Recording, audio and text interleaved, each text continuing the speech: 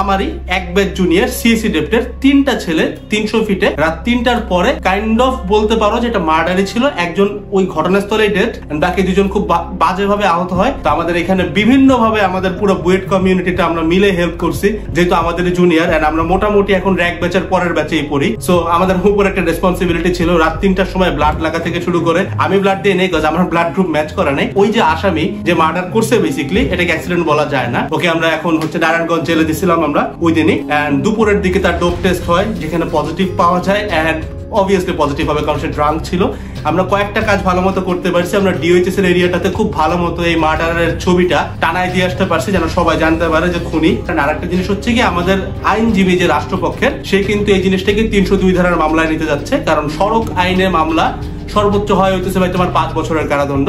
But 302 ধারায় যদি মামলাটা করা যায় তাহলে আমাদের যে ভাইটা মারা গেছে তার প্রতি আমরা জাস্টিস দিতে পারবো।